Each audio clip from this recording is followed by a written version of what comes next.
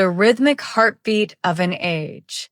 In the hushed, dust-moted workshops of 18th-century Europe, an invisible revolution was unfolding, driven by the meticulous hands and quiet determination of master clockmakers.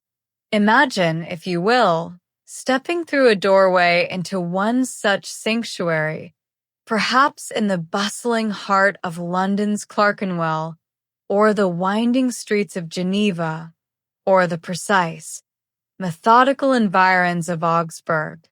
The air would be thick with the faint scent of oil, brass filings, and polished wood, punctuated only by the rhythmic tick-tock of dozens of mechanisms in various states of completion. This wasn't the clangor of a blacksmith's forge or the hurried chatter of a marketplace. This was a realm of focused concentration, where every movement was deliberate, every measurement exact, and every second held profound importance. Before the widespread adoption of affordable personal timepieces, the very concept of time was far more fluid, more organic. Life was dictated by the rising and setting of the sun, the tolling of church bells, and the general consensus of the community.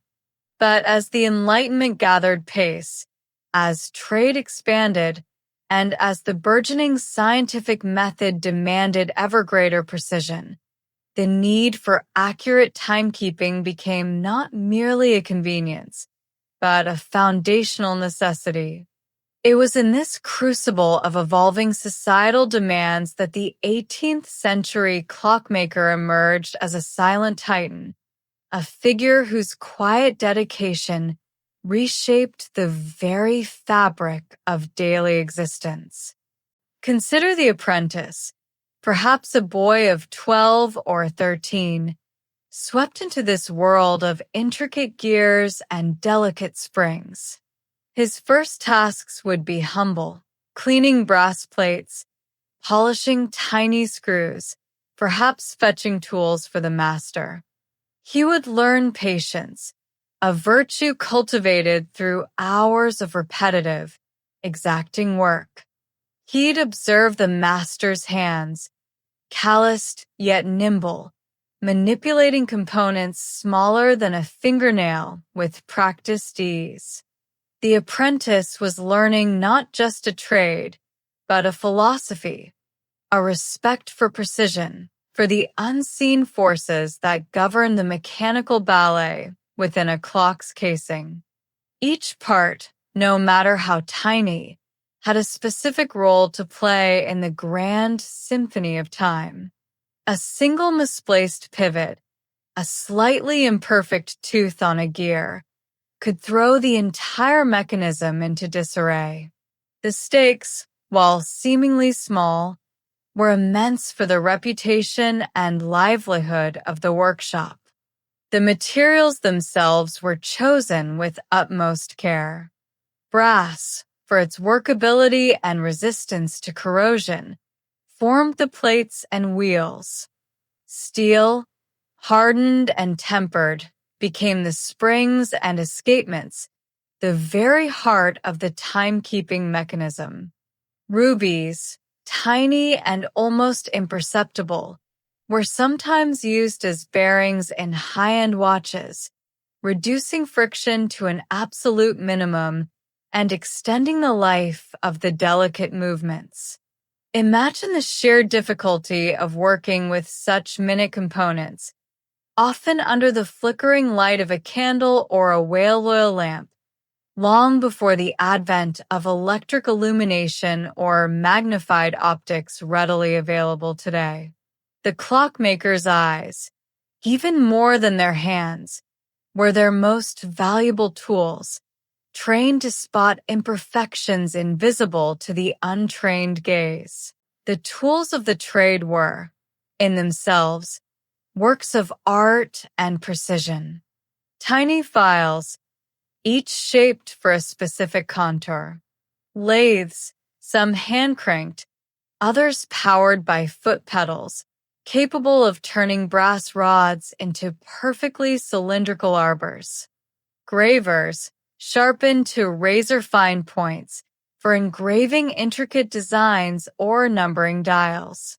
Then there was the escapement tool, a marvel of ingenuity designed to precisely cut the teeth of the escape wheel, the critical component that regulated the release of power from the mainspring, dictating the very tick-tock of the clock. This was where the clockmaker's skill truly shone.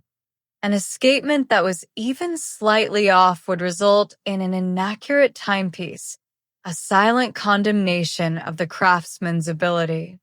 The 18th century saw significant advancements in horology, building upon centuries of cumulative knowledge. This was the era of figures like George Graham, who perfected the deadbeat escapement, drastically improving the accuracy of pendulum clocks by reducing recoil. It was also the century of John Harrison, a largely self-taught carpenter who tackled the monumental problem of longitude at sea, an endeavor that earned him a significant parliamentary prize and, arguably, saved countless lives. Harrison's marine chronometers were mechanical marvels, designed to keep accurate time even on the pitching and rolling decks of a ship, a task previously deemed impossible.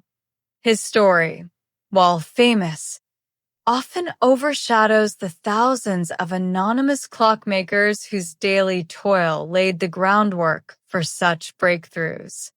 They were the unsung heroes of precision, the foot soldiers in the war against imprecision. Consider the complexity of a single long-case clock, often referred to as a grandfather clock. It wasn't merely a mechanism. It was a piece of furniture, a status symbol, and a testament to the owner's prosperity and modernity.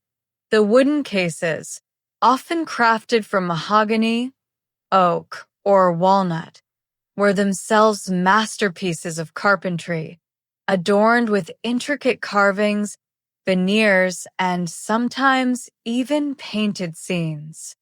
The brass dials were hand-engraved, often featuring elaborate spandrels and elegant script for the numerals.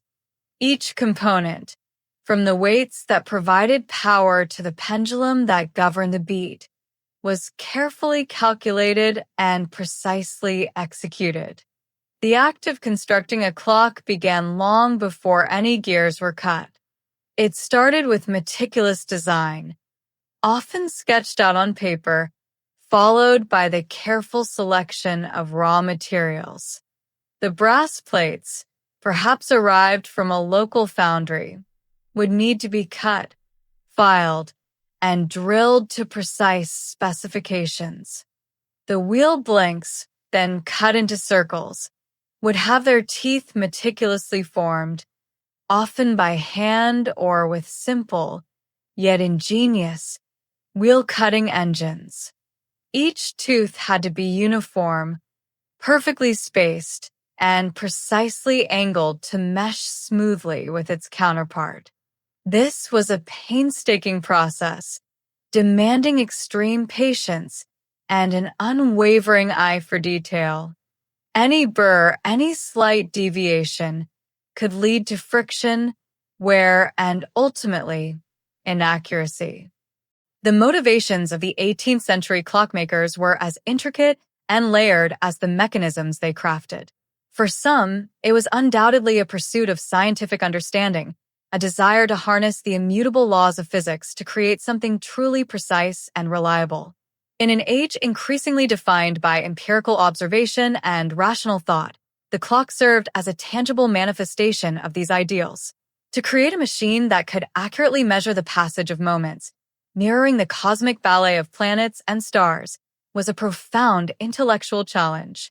It was a form of applied philosophy, where abstract concepts of time and motion were rendered concrete through brass and steel. Consider Henry Sully, an English clockmaker who spent much of his career in France. His relentless quest for accurate marine timekeepers, though ultimately overshadowed by Harrison, was driven by a deep scientific curiosity. He engaged with the leading astronomers and mathematicians of his day, understanding that the problem of longitude was not just a mechanical one, but a celestial one.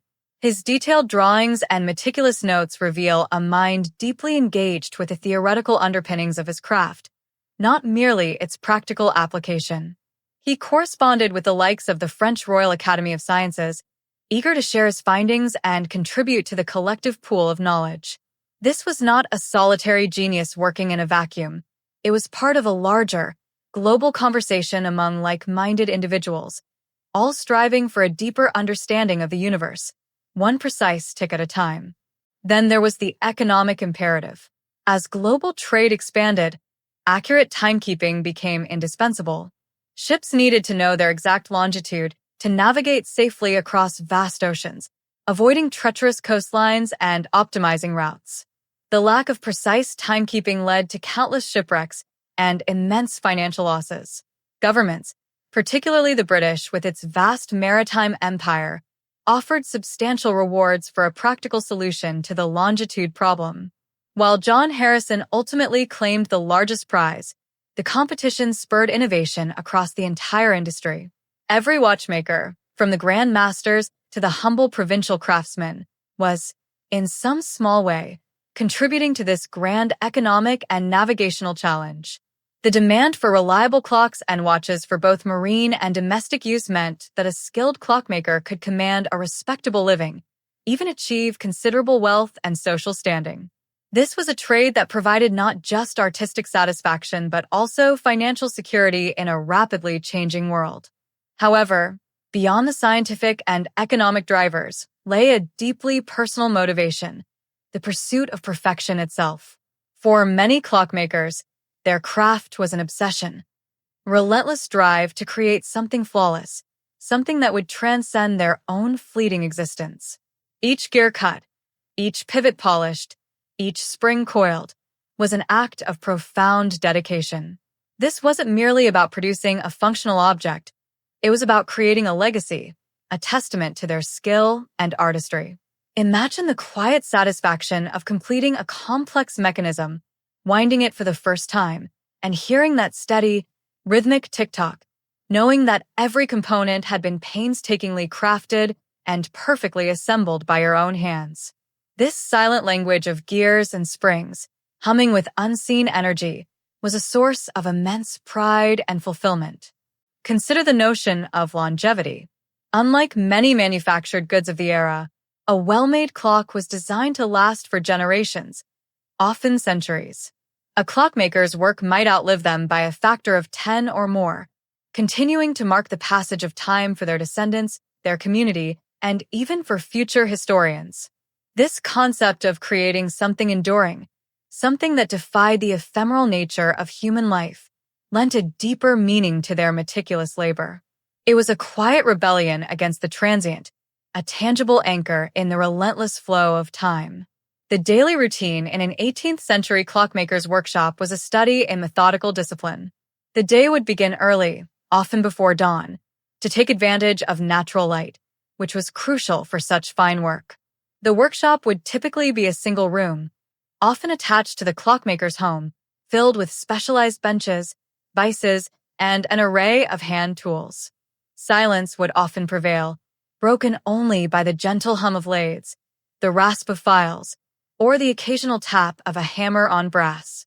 Conversation, when it occurred, would be hushed, focused on the technical challenges at hand. The training of an apprentice was a long and arduous process, typically 7 years, mirroring the traditional guild system. During this time, the apprentice would gradually progress from simple tasks to increasingly complex ones, slowly mastering the myriad skills required. They would learn not just the mechanics, but also rudimentary metallurgy, basic mathematics, and even artistic skills for dial engraving and case design. This was an all-encompassing education, designed to mold a complete craftsman capable of designing, building, and repairing intricate timepieces from scratch. This extended period of apprenticeship fostered a deep understanding of every aspect of the craft, instilling the patience, and discipline necessary for such exacting work. The relationship between master and apprentice was often akin to that of a father and son, with a master responsible not only for vocational training but also for the moral and ethical development of his charge. Apprentices lived with the master's family, sharing meals and daily life. This close-knit environment further reinforced the values of precision, honesty, and dedication to the craft. The reputation of the master was directly tied to the quality of his apprentices, making it imperative that they were thoroughly trained. Outside the workshop, the clockmaker might also be a valued member of the community. They were often responsible for maintaining public clocks, such as those in church steeples or town halls. This role carried significant social responsibility, as the public clock was the primary means of timekeeping for most citizens. A broken or inaccurate public clock could disrupt markets, religious services, and daily routines, making the clockmaker's expertise essential. They were the silent guardians of temporal order, their work woven into the very fabric of communal life. The clientele for these timepieces varied widely. While the most intricate and expensive clocks and watches were commissioned by the aristocracy and wealthy merchants, a growing middle class also sought more affordable, yet still reliable, timekeepers. This growing demand fueled further innovation and specialization within the industry. Some workshops specialized in movement production, others in case-making, and still others in dial engraving. This division of labor, while nascent, allowed for greater efficiency and specialization of skills, pushing the boundaries of what was mechanically possible. Yet, despite the meticulous attention to detail and the profound impact of their work, the clockmakers themselves often remained in the background, their names less celebrated than the philosophers, artists, or military heroes of their age. Their creations, however, endured, silent testaments to a quiet revolution. They transformed time from an abstract, fluid concept into a tangible, measurable entity, laying the groundwork for the modern, industrialized world. But how did these humble artisans, working with hand tools and limited scientific understanding, manage to achieve such astonishing levels of precision, sometimes reaching accuracies comparable to modern mechanical movements? What were the hidden techniques and secret knowledge passed down through generations that allowed them to literally capture and calibrate the very essence of time? The astonishing precision achieved by 18th-century clockmakers, often with what we would now consider rudimentary tools and limited scientific understanding, was not born of magic, but of a profound blend of empirical observation, iterative refinement, and a deep, almost intuitive, understanding of mechanical principles. Much of this secret knowledge wasn't codified in textbooks, but was passed down through generations of masters and apprentices, a silent language spoken through demonstration and direct experience. One of the most critical elements was the meticulous hand finishing of every single component. Imagine a watchmaker painstakingly polishing the pivots of a gear train to a mirror finish. This wasn't merely for aesthetics. It drastically reduced friction, allowing the delicate mechanism to operate with minimal energy loss and maximum consistency. Any microscopic burr or rough spot would introduce drag, causing inaccuracies over time. The same applied to the teeth of gears. Each tooth was often individually shaped and polished to ensure perfect meshing, preventing backlash and wear. This level of manual dexterity and attention to detail is almost unfathomable in our age of mass production and automated precision. Then there was the art of material selection and treatment. Clockmakers had an intimate knowledge of brass, steel, and other metals. They understood how different alloys would respond to heat, how to temper steel springs to achieve optimal elasticity without brittleness, and how to work with brass to prevent warping. This knowledge was often gained through years of trial and error, shared within small, tightly knit communities of craftsmen. For instance, the exact recipe and process for making a perfectly tempered hairspring, the tiny, coiled spring that regulates the balance wheel in a watch, was a closely guarded secret, a result of countless experiments to find the ideal balance of strength and flexibility. The development of specialized tools, though often simple in appearance, was also key. While they lacked the powered machinery of later eras, 18th-century workshops housed an array of purpose-built hand tools, many of which were crafted by the clockmakers themselves. a custom-made file for a specific curve, a unique reamer for a precise bore, or a bespoke cutting engine for intricate gear teeth. These were extensions of the craftsman's own hand and eye. The invention and refinement of these tools represented a continuous process of innovation within the craft, allowing for greater levels of consistency and accuracy. The very design of these tools often embodied sophisticated geometric principles, enabling the replication of precise angles and dimensions without complex measurement devices. The escapement, as mentioned, was the heart of any timekeeping mechanism, and its perfection was a constant pursuit. The development of the deadbeat escapement by George Graham in the early 18th century, which significantly reduced recoil and improved timekeeping accuracy, was a monumental leap. But it wasn't enough to simply have the design. The execution had to be flawless. This involved incredibly precise cutting of the escape wheel's teeth and meticulous adjustment of the pallets that interacted with it. Even microscopic variations could throw off the rhythm. Clockmakers would spend hours, sometimes days, making tiny adjustments, listening intently to the tick-tock, until the beat was perfectly even and rhythmic. It was a process of empirical tuning, akin to a musician tuning an instrument by ear. Furthermore, clockmakers often created their own testing environments. They might have a specific corner of the workshop with a stable temperature, or a system of weights and levers to test the consistent power delivery of a mainspring. For marine chronometers, the ultimate test was the cruel, unpredictable environment of the open sea. John Harrison's relentless iterations on his chronometers, adapting them to withstand temperature changes, humidity, and the constant motion of a ship, exemplify this dedication to real-world performance. He wasn't just designing a mechanism. He was designing a survivor, a timekeeper that could maintain its precision against overwhelming odds. His solution included sophisticated temperature compensation mechanisms, using bimetallic strips that expanded and contracted at different rates to counteract the effects of heat and cold on the balance spring. The culmination of these quiet innovations and relentless dedication led to timepieces that were astonishingly accurate for their era. While a well-made 18th-century clock might drift by a few minutes a month, a top-tier marine chronometer, like Harrison's H4, could maintain accuracy within a few seconds a day, a truly revolutionary feat. This level of precision, achieved long before the Industrial Revolution truly took hold, laid the intellectual and practical groundwork for future technological advancements. The impact of these silent artisans on history is profound, even if their names aren't always etched into the grand narratives. They didn't lead armies or sign treaties, but they provided the fundamental tool, accurate time, without which much of the modern world would simply not function. Consider the Industrial Revolution that gathered momentum in the late 18th and early 19th centuries. Factories, with their complex machinery and shift workers, relied utterly on synchronized time. How could a factory operate efficiently if its workers arrived and departed on their own arbitrary schedules? How could different stages of a manufacturing process be coordinated without precise timing? The reliable, affordable timepieces produced by clockmakers enabled this new era of coordinated labor and mass production. They transformed the abstract concept of work time into a measurable, manageable resource. Beyond industry, accurate timekeeping transformed science and exploration. Astronomers could more precisely plot celestial movements, vital for navigation and understanding the universe. Explorers could map new territories with unprecedented accuracy, literally drawing the world with greater fidelity.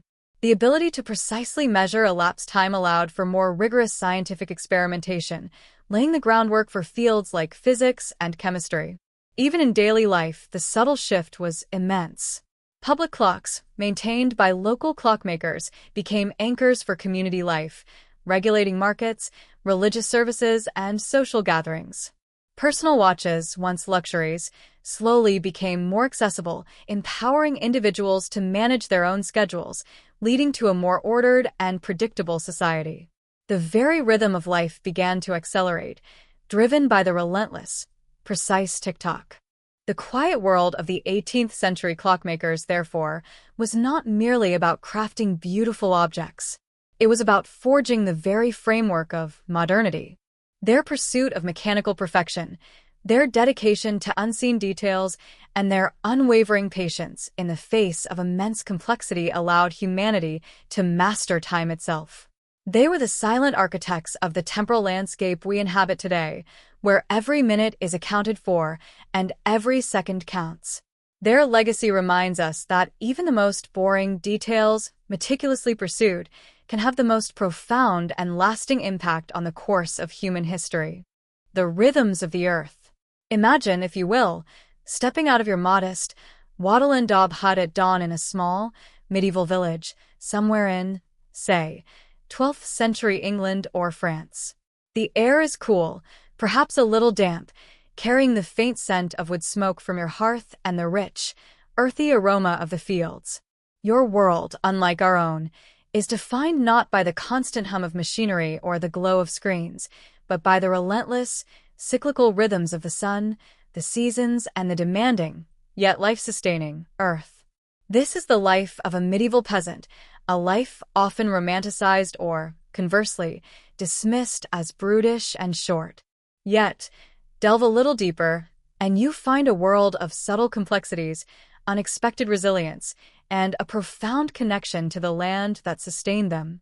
The vast majority of people in medieval Europe were peasants, bound by tradition and circumstance to the land they worked. Their existence was intrinsically tied to agriculture, a constant negotiation with nature's whims. Unlike the modern farmer with tractors, scientific fertilizers, and weather forecasts, the medieval peasant relied on generations of inherited knowledge, keen observation of their environment, and sheer physical labor. Their day began before sunrise and ended well after sunset, dictated by the immediate needs of the crops and livestock. Their dwelling, a simple, single-room structure shared with family and sometimes even a few animals, was an exercise in practical design. Walls were typically made of wattle and daub, a lattice of interwoven wooden strips, wattle, coated with a mixture of clay, sand, straw, and animal dung, daub, offering surprisingly good insulation. The roof would be thatched with straw or reeds, providing a waterproof, albeit sometimes drafty, covering. A central hearth, often without a chimney, allowed smoke to escape through a hole in the roof, blackening the interior but providing warmth and a place to cook. Furniture was sparse, a crude table, wooden stools, perhaps a simple bed frame filled with straw or leaves. Comfort was a luxury, but practicality was paramount. The peasant's wardrobe was equally utilitarian. Simple tunics made of coarse wool or linen, dyed with natural pigments if at all, often cinched at the waist. Footwear, if any, would be rudimentary leather shoes or wooden clogs. Clothing was mended repeatedly until it was beyond repair, a testament to the value of every thread. Life was about resourcefulness, about making do with what was available, and about extracting every last bit of utility from every possession. Their diet was a monotonous, but often surprisingly nutritious affair, centered around cereals. Bread, often made from coarser grains like rye or barley, was the staple, supplemented by porridge or pottage, a thick stew of grains, vegetables, and sometimes legumes. Meat was a rare luxury, usually reserved for feast days or after a successful hunt, though hunting rights were often restricted to the nobility. Dairy products, such as cheese and curds, provided vital protein, and eggs were gathered when hens laid. Vegetables were grown in small garden plots attached to their huts. Cabbage, onions, peas, and beans formed the backbone of their diet. Foraging in the surrounding forests for berries, nuts, and wild greens supplemented their meager provisions, especially during lean times. Water would be drawn from a communal well or a nearby stream, its purity a constant, unspoken gamble. The agricultural year dictated everything. Spring was a time of immense labor, plowing the fields, often with oxen pulling a heavy wooden plow and sowing seeds by hand. The medieval plow, while seemingly simple, was a marvel of its time, turning over heavy soil to expose fresh earth. Summer brought the urgent task of weeding, a backbreaking effort to protect the nascent crops from competition. Late summer and early autumn culminated in the most critical period, the harvest. Entire families, from the very young to the very old, would toil in the fields, cutting grain with sickles, binding sheaves, and threshing the yield. A bad harvest could mean starvation, making this period one of intense anxiety and communal effort. Winter, while seemingly a time of rest, was still productive. It was when tools were mended, clothes were spun and woven, and animals slaughtered for meat, which would then be preserved through salting or smoking. Social gatherings were more common in winter, offering a reprieve from the relentless outdoor labor. Despite the harsh realities, community was a cornerstone of medieval peasant life. Villages were tight-knit units where mutual aid was essential for survival. Neighbors helped each other with the harvest, shared tools, and offered comfort in times of hardship. The church, often the most imposing building in the village, served as a spiritual center, a social hub, and a source of both solace and rigid social order. Life expectancy was undeniably lower than today, and disease was a constant threat. Child mortality was tragically high. However, it's a mistake to view their lives as purely miserable. There were moments of joy, celebration, and deep human connection. Feasts, religious holidays, and local festivals provided much-needed breaks from labor, filled with simple entertainments like storytelling, music, and communal dances. Life was hard, but it was lived with a profound awareness of nature's power and the strength of human community. The medieval peasant was a master of their environment, possessing an encyclopedic knowledge of local flora and fauna, weather patterns, and soil conditions. Their survival depended on this intimate understanding. They were, in essence, practical ecologists, constantly adapting their methods to the specific demands of their immediate surroundings. Their world was small, but it was intensely understood. Yet, despite their tireless efforts and their vital role in sustaining society, the medieval peasant existed at the bottom of a rigid social hierarchy. They were bound, in most cases, to the land and to a lord, owing him labor, rents, and loyalty. Their lives, while seemingly simple, were entangled in a complex web of feudal obligations and customary laws that shaped every aspect of their existence. But what exactly were these obligations, and how did they truly define the boundaries of a medieval peasant's world? The slow unraveling and the seeds of change. The seemingly unyielding edifice of feudalism, which had defined the lives of medieval peasants for centuries, did not simply collapse overnight. Instead, it experienced a long, drawn-out process of slow unraveling, influenced by a confluence of demographic shifts, economic innovations, and social upheavals that gradually eroded its foundations. The story of its decline is not one of dramatic revolution by the downtrodden, but rather a subtle accumulation of pressures that, over time, transformed the very nature of the peasant's existence. One of the most significant catalysts for change was the devastating demographic impact of the Black Death in the mid-14th century. This catastrophic plague wiped out an estimated one-third to half of Europe's population. While horrific in its immediate effects, its long-term consequence was a profound shift in the balance of power between lords and peasants. With drastically fewer laborers available, surviving peasants found themselves in an unprecedented position of leverage. Land, once scarce, became abundant, and workers, once plentiful, became a valuable commodity. Lords, desperate to find people to work their land and ensure their harvests, were forced to offer more attractive terms. Wages for agricultural labor increased significantly, and the strict feudal obligations began to loosen. Some lords offered cash rents in place of labor service, allowing peasants more autonomy over their time. Others were compelled to grant greater freedoms, sometimes even selling outright freedom to serfs eager to escape their bound status. This newfound bargaining power, though born of immense tragedy, was a critical crack in the feudal system. The constant, unspoken threat of peasants simply abandoning one manor for another that offered better terms forced lords to adapt or face ruin. Concurrent with the demographic shift was the gradual growth of a money economy. While bartering and payment in kind had long been central to medieval life, the expansion of trade networks, the rise of towns, and the increasing circulation of coinage slowly introduced a more liquid economic system. Peasants, earning cash for their surplus produce at local markets or for their labor, could now buy goods and services they once had to produce themselves or acquire through bartering. This gave them a degree of economic independence previously unimaginable. Cash rents became more common, and for a peasant, paying a fixed sum of money was often preferable to the unpredictable burden of labor service, especially as their own lands became more productive. The rise of towns and cities also played a crucial role. These urban centers, often independent of direct feudal control, offered new opportunities beyond agriculture. A serf who could escape to a town and live there for a year and a day without being recaptured could often gain their freedom. This provided an escape valve from the constraints of the manor, drawing ambitious or desperate peasants away from the land. While urban life had its own hardships, it promised a different kind of existence, one where personal labor might be directly compensated and where social mobility, however limited, was possible.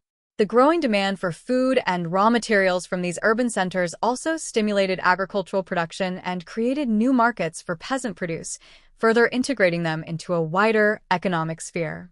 Moreover, instances of peasant revolts, though rare and often brutally suppressed, served as stark reminders to the nobility that there were limits to exploitation. Uprisings like the Jacquerie in France, 1358, or the Peasants' Revolt in England, 1381, demonstrated a collective will to resist oppressive conditions, even if the immediate outcomes were tragic for the rebels. While these revolts did not dismantle feudalism directly, they certainly contributed to a slow reevaluation of the peasant's role and the sustainability of overly burdensome demands. The memory of these revolts lingered, shaping the caution with which some lords approached their tenants. Over the long term, these factors contributed to the slow, steady decline of serfdom and the transformation of the medieval peasant into a more independent tenant farmer or, increasingly, a wage laborer. While tenant farmers still paid rent, they generally had more freedom over their land and their labor than their serf ancestors. They might sign leases, giving them legal standing, and could even sell their surplus to accumulate some wealth. The bond to the land became economic rather than strictly personal. The final demise of feudalism wasn't a single event, but a gradual evolution, stretching over centuries, marked by localized variations and resistances.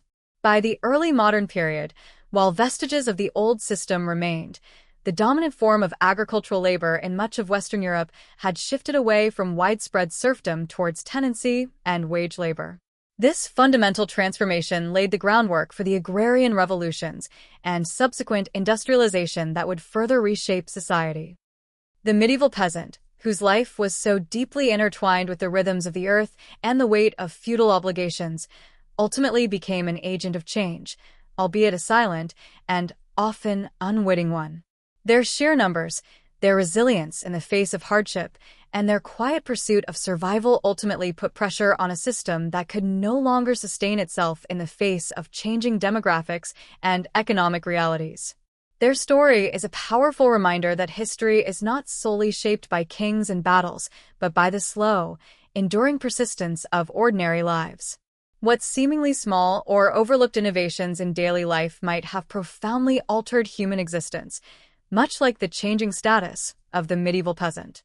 The chains of custom and the weight of obligations. The life of a medieval peasant, while deeply connected to the earth, was also inextricably bound by a complex web of feudal obligations. This system, often depicted as a rigid pyramid with the monarch at the apex and the peasants at the base, was in reality a multifaceted arrangement of reciprocal duties and rights, albeit heavily skewed in favor of the lord. To understand the surprisingly complex life of the peasant, one must first grasp the pervasive influence of these customary laws and traditions that governed nearly every waking moment. At the heart of the peasant's unfreedom was the concept of serfdom, a condition distinct from slavery but equally binding. A serf was not owned outright by the lord, but they were tied to the land, the manor or fief, on which they lived and worked. They could not leave the manor without the lord's permission, and if the land was sold, the serfs living on it were transferred with it. This attachment to the soil meant that their very existence was defined by the boundaries of a lord's domain. Their identity was rooted in their village, their fields, and their place within the manorial system. The most visible obligation was labor service, often referred to as corvée. Peasants were typically required to work a certain number of days each week on the lord's domain, the land directly managed by the lord for his own benefit.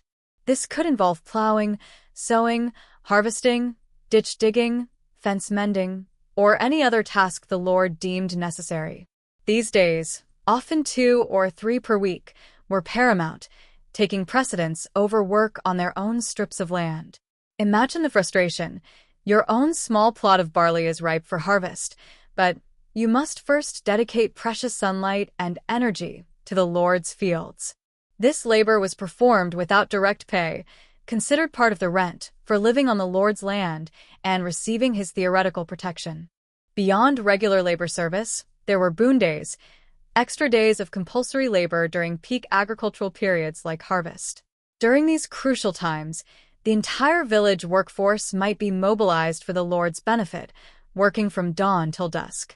While the Lord might provide some food and ale on these days, the underlying reality was that the peasants' primary allegiance of labor was to the manor, not to their own survival. A poor harvest on the Lord's domain would impact the Lord's revenue.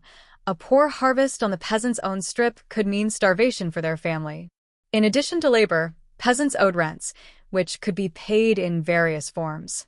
While some eventually paid in coin as the monetary economy developed, earlier and often more common forms of rent involved payment in kind. This meant a portion of their own harvest, perhaps a certain measure of grain, a number of chickens, or a specific amount of eggs, would be given to the Lord. This tithe of their own hard-won produce represented a significant portion of their meager yield, a constant reminder of their subordinate position. Imagine the calculation. Every grain reaped was not solely for your family's sustenance, but also for the Lord's coffers. Then there were the feudal dues and fines, a bewildering array of payments and obligations that punctuated the peasant's life. The marriage fine, merchet, was often required when a peasant's daughter married outside the manor, as the lord was effectively losing a potential laborer and a source of future lineage. The heriot was a death duty, where the lord could claim the best beast or chattel of a deceased tenant. This was a particularly harsh blow to a grieving family, as it stripped them of valuable assets precisely when they were most vulnerable. The tallage was a tax that the lord could levy at will, ostensibly for his own needs, but often seen as an arbitrary imposition. Peasants were also often required to use the lord's facilities, the lord's mill to grind their grain, the lord's oven to bake their bread, and the lord's winepress, for which they had to pay a fee, either in kind or in coin. These monopolies, known as banalities, further constrained their economic independence and ensured the lord profited from every aspect of their daily existence. These obligations were enforced through the manorial court, presided over by the lord or his steward. This was the primary legal system for peasants, dealing with disputes over land, broken agreements, minor crimes, and, crucially, the enforcement of feudal dues. While it offered a semblance of order and dispute resolution, it was fundamentally biased in favor of the lord. The peasant had little recourse against an unjust ruling, though outright tyranny by a lord could sometimes lead to peasant revolts, which, while often brutally suppressed, indicate that there were limits to what even a lord could impose. Despite these heavy burdens, peasants did possess some rights, though these were customary rather than codified. They had the right to cultivate their strips of land, to graze their animals on common pastures, and to collect firewood from the lord's woods. These rights were crucial for their survival and were often fiercely defended, not through formal legal battles, but through generations of established tradition and the collective memory of the village. The shared understanding of how things ought to be provided a fragile bulwark against complete exploitation. The peasant's life was also profoundly shaped by the agricultural calendar and the unpredictable nature of the climate. A prolonged drought, excessive rain, or an early frost could decimate crops, leading to widespread famine. In such times, the feudal obligations became even more crushing. While a benevolent lord might offer some temporary relief, the system itself offered little built-in safety net. Survival was a testament to communal resilience, shared labor, mutual support, and the deep-seated knowledge of subsistence farming. This intricate dance between obligation and survival, between the lord's demands and the peasant's sheer willpower, defined much of medieval life. The peasant was not a free agent. Their choices were severely circumscribed. Yet, within these constraints, they cultivated a unique culture, a shared identity forged in the fields and reinforced by the communal rhythms of village life. Their existence was a constant negotiation with authority, nature, and the limits of their own bodies. But how did this seemingly rigid and oppressive system, built on the physical labor of the many for the benefit of the few, ever come to an end, slowly giving way to new forms of societal organization? What were the cracks that eventually appeared in the seemingly unyielding edifice of feudalism?